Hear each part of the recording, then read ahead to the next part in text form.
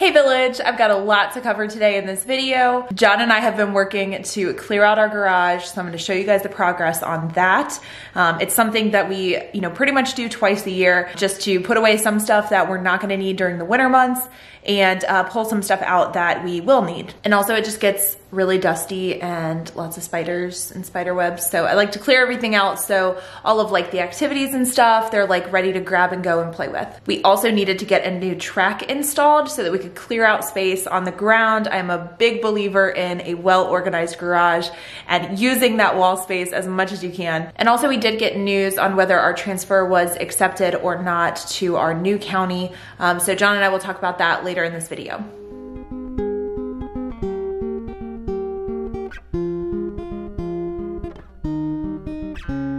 But first I want to talk to you guys about something pretty important, and it's something that I've talked about on the channel before. I think it was in my grief and loss video where we talked about what it feels like as a foster parent to both be, happy and celebrate the reunification of kids in care with their families, which is, what this is all about. You also still have those feelings and emotions that tie into grief. And I don't think it gets talked about enough that, therapy and mental health, services can really support foster parents through their journey, because this is such a, roller coaster of emotions that we experience, and, mental health, you have to stay on top of that. And it's also very important as a caregiver to make sure you're taking care of yourself so that you can take care of the kids in your home. But also as foster parents, we don't have a lot of time. We don't have a lot of time for ourselves.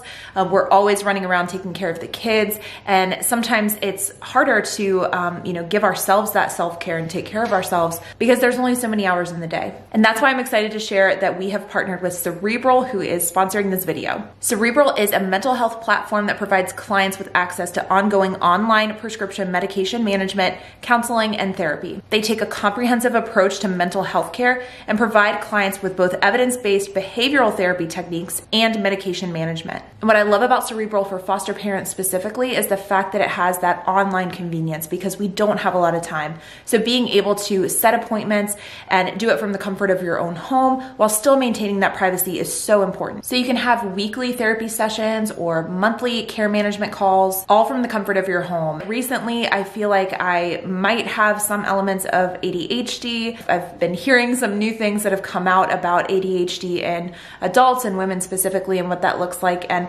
I can really identify with that, but, I haven't had the time to reach out and make an appointment with my doctor. And so Cerebral is great because I can make that appointment. I can talk to someone almost immediately and get it taken care of right then and there. And Cerebral has a comprehensive online care model, which is designed for long-term treatment. And there's integrative behavioral and medication therapy. So your therapist and doctor are talking to each other so that you get the best care. And this is affordable with or without insurance. Cerebral is in network with certain insurers, so you can check with your provider to see if it's included. And therapy with Cerebral can cost 3 times less than traditional therapy services. It's easy to get started with a questionnaire process where you're answering a number of questions and choosing a plan that fits you. And you can also access Cerebral on their convenient mobile app for both Google Play and the Apple Store. So if you'd like to take the next step with working with your mental health, be sure to check out the link in the description. You can start the questionnaire and get connected to a provider right away. And with the link below, your first month of medication and care counseling is just $30. And now I'm going to show you guys what we've been up to in the garage, which is still a work in progress, but we have put a lot of time into it. And also you can just check out what we have in there. So our garage isn't that bad, but there are quite a few things that are out of place. And of course we have to make those seasonal changes. But I'm going to show you the track that we have in our garage. We have 2 of them, one for the tools, one for the activities, and we really needed a third. So John is going to put that up with the help of Sawyer, and we're going to get a few more things up and off the floor. We're also setting aside all of our pool stuff, but keeping things accessible like our sunscreen and bug spray, just in case there are some hotter days. But things seem to be a lot more back in place. We put the 3rd track up, and I need to get some different hooks for some of the other items that are going to get hung up. But this is a lot more manageable. We have a lot more space, and overall it's just going to serve us better as it gets a little colder. All right, how do we tell them? How do we tell them? Should we give some context first? Yeah. So I feel like Most of you who are watching the channel have been with us for a while and are still with us, and there's a reason why, because you guys, you know, believe in us, you love our family, you appreciate what we're doing, and the context is really, how about you give the context? I always talk. They're tired of me talking. I always put your pretty face in here and then I talk over you. Why don't you give the context of leading up to this decision? Okay, I'm gonna take a long story and try to make it short, okay? We're gonna do like a minute or less. So we were licensed through a county, but the middleman was our agency that we went through, okay? When we were making videos and blurring kids' faces and doing all of that, we told our agency about it. They said everything was fine. They never ran it by the county. County found out one day, got mad, asked us to take the videos down. We took the videos down, and in the long end, it didn't matter. They'd made the decision that they were going to, you know, terminate us as foster parents. So we changed counties.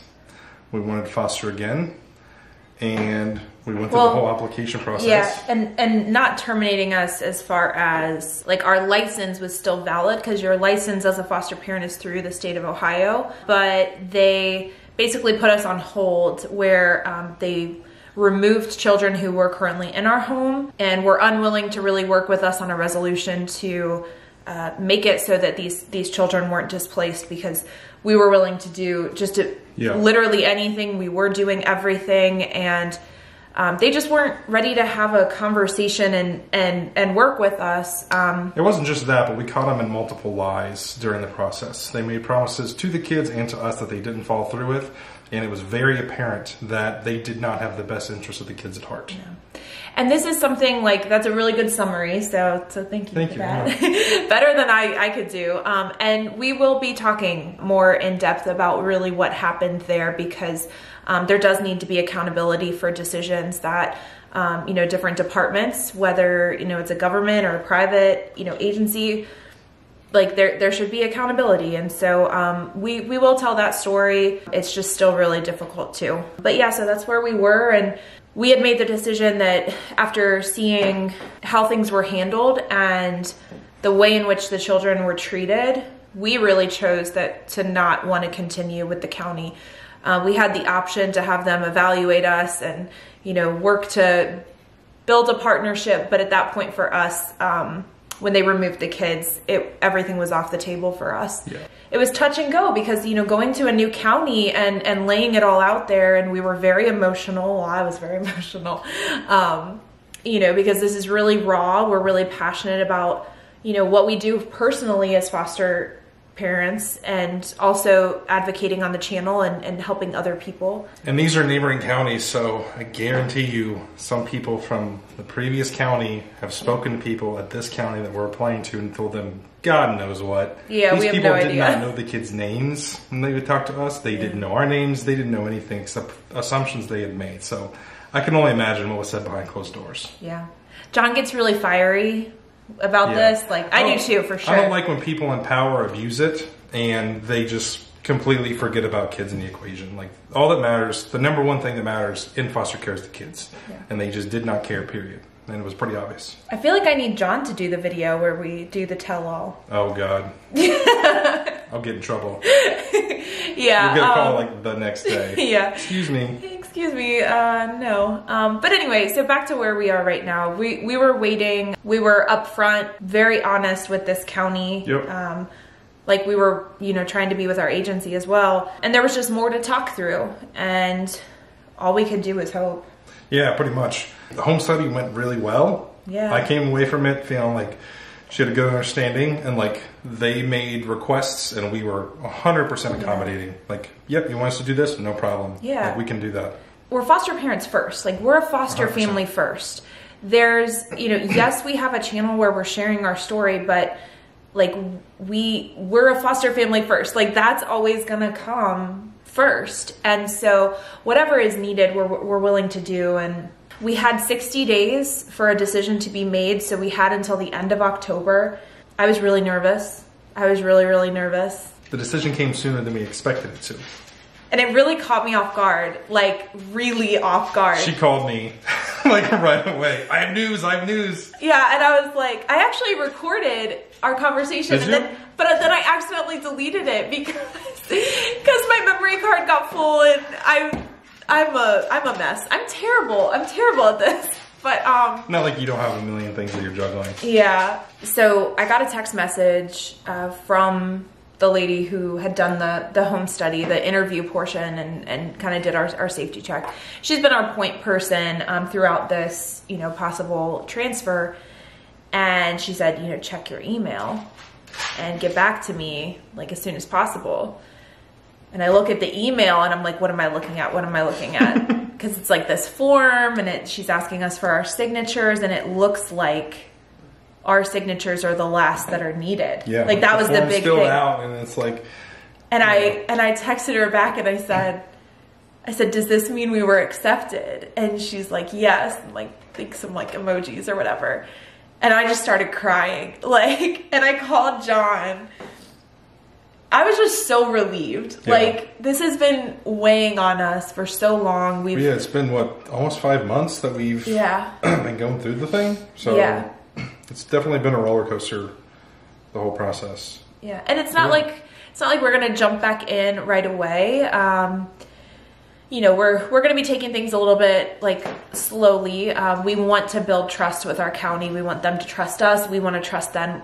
We want to kind of get those lines of communication open. But just knowing that we can continue to like be a foster family. Yeah, it's exciting. And like also like well, I don't know about you, but throughout this whole process, like we've taken ownership of like we were doing our best with the information that we had, and we were trying to work with people, and like there was just miscommunication and all of that. And there was just like an element of like feeling gaslighted by the county. Like we were so wrong, like we were bad people. And for me, this transfer being accepted honestly just is validation that, not that we like needed validation, but it was validation that like we are a good family. Yeah. And we're good people, and you can still, you know, be advocates and be out there and, you know, do things the right way. So I know all of you guys have been so kind to us and have stuck with us through all of this. So I hope you guys are just as relieved as we are. Things will definitely be looking different, and we will talk in a separate video about like what those changes are going to look like. And, you know, we're going to be taking it slow, but honestly, we're just happy that we can keep on this journey. Yeah, super relieved. Yeah. You want to do the outro? Sure. That is it for this video, guys. Thanks for watching. We'll see you next time. Bye.